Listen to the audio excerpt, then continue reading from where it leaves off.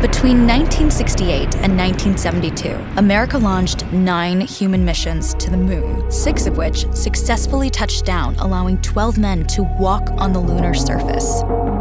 NASA's next chapter of lunar, but also to prepare for ever more complex human missions to Mars. In short, everything we must be able to do here, we must first do here. So, what will an Artemis mission look like?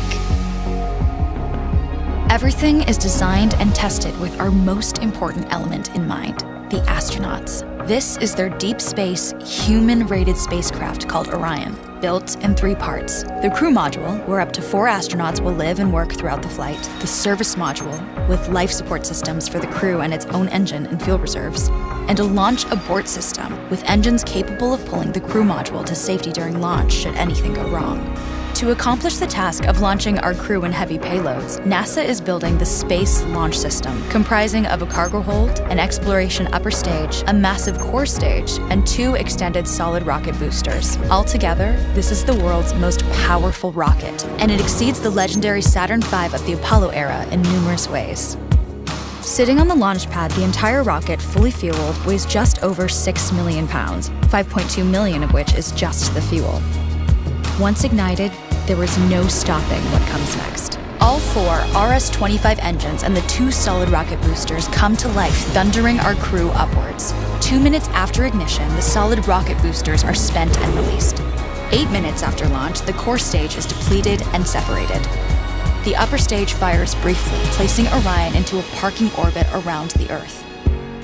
Here, the crew reconfigure the spacecraft and check systems to confirm everything is ready for deep space travel. With a go from mission control, the crew reignite the exploration upper stage engines to leave Earth entirely. The exact timing of this maneuver is critical to reach a speed that can escape Earth's gravitational pull, but also put Orion on a course that will intersect the moon days later. Once this burn is complete, the upper stage of the SLS is jettisoned and the crew aboard Orion coast for several days toward all that awaits them at the moon. Approaching the moon, we see the fundamental differences between Artemis and Apollo. Instead of requiring Orion to serve as an expendable lunar command module or to carry a constrained lunar lander, the Artemis missions will take advantage of a different approach: pre-staging.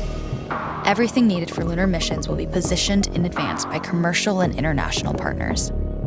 This includes rovers, science experiments, and human-rated systems on the surface.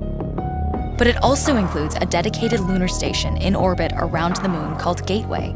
Here at this station, we can pre-stage a robust lunar lander and establish a strong communications relay. Designed with open standards, the Gateway can be expanded as new missions and partnerships develop, allowing multiple human missions on the moon at the same time and enabling ongoing science to be conducted even between human missions. The Gateway is also capable of adjusting its orbit to allow access to every part of the moon, something the Apollo missions could not do. But the real key in this approach is placing Gateway in a unique halo orbit to perfect the maneuvers needed for Mars missions.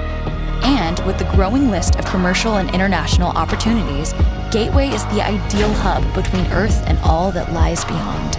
Returning to our crew as they approach Gateway, the Orion must match the elliptical orbit of the station in order to successfully dock. Once on board, pre-selected crew members transfer to the lunar lander, while those assigned to Gateway remain on station.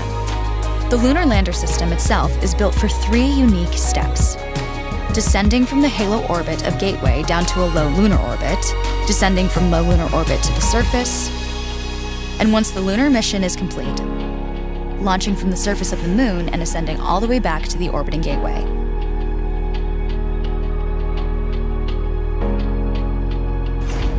Once back aboard the Orion spacecraft and undocked from Gateway, the crew fire their engine once to break out of the halo orbit and once again to sling the spacecraft around the moon, placing it on a multi-day trajectory back towards Earth.